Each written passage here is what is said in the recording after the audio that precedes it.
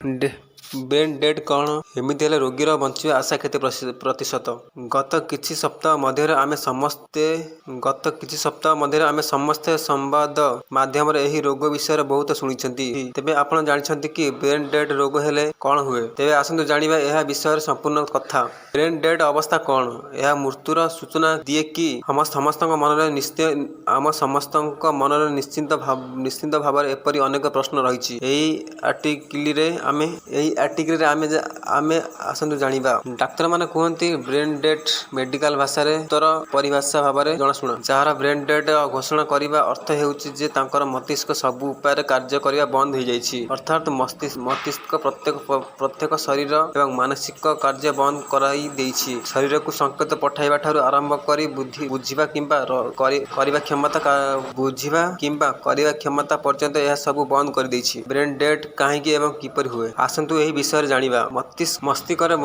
ମସ୍ତିଷ୍କରେ ଗଭୀର ଆଘାତ, ପ୍ରବଳ ଆଘାତ କିମ୍ବା କେତେକ ଶାରୀରିକ ପରିସ୍ଥିତି ଯାହା ମସ୍ତିଷ୍କକୁ ଗମ୍ଭୀର ଭାବରେ ପ୍ରଭାବିତ କରିଥାଏ, ତାହା ବ୍ରେନ୍ ଡେଡ୍ର କାରଣ ହୋଇପାରେ। ଯେତେବେଳେ ଡାକ୍ତରମାନେ କାହାକୁ ବ୍ରେନ୍ ଡେଡ୍ ବୋଲି ଘୋଷଣା କରନ୍ତି, ଏହାର ଅର୍ଥ ହେଉଛି ମସ୍ତିଷ୍କ ଆଉ କୌଣସି ପ୍ରକାର କାମ କରୁନାହିଁ। ଯଦି ବ୍ୟକ୍ତି ଭେଣ୍ଟିଲେଟରରେ ଥାଏ, ତେବେ ହୃଦୟ,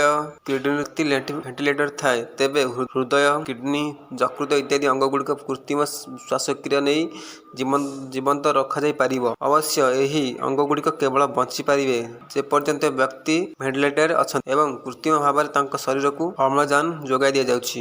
ବ୍ରେନ୍ ଡେଡ୍ ଭଲ ହୋଇପାରିବ କି ନାହିଁ ଏହାର ଏକ ସ୍ୱାସ୍ଥ୍ୟ ଅବସ୍ଥା। ବ୍ରେନ୍ ଡେଡ୍ କାହିଁକି ହୁଏ? ଅନେକ ଅବସ୍ଥା ଅଛି ଯାହା ମଣିଷ ବ୍ରେନ୍ ଡେଡ୍ କରିପାରେ। ମସ୍ତିଷ୍କରେ ଗଭୀର ଆଘାତ ପାଇଁ ହୁଏ। ଯାନବାହନ ଦୁର୍ଘଟଣା, ମୁଣ୍ଡରେ ଆଘାତ, ଦ୍ରୁତ ଗତିରେ ମୁଣ୍ଡ ଆଘାତ। ଡାକ୍ତରମାନେ କୁହନ୍ତି ଦୁର୍ଘଟଣା ଜନିତ ଆଘାତ କିମ୍ବା ଗୁରୁତର ଅବସ୍ଥା ହେତୁ ମସ୍ତିଷ୍କ ମୃତ୍ୟୁ ହୋଇପାରେ। ଉଚ୍ଚ ରକ୍ତଚାପ ହେତୁ ମସ୍ତିଷ୍କର ରକ୍ତସ୍ରାବ ମଧ୍ୟ ଏହାର କାରଣ ହୋଇପାରେ।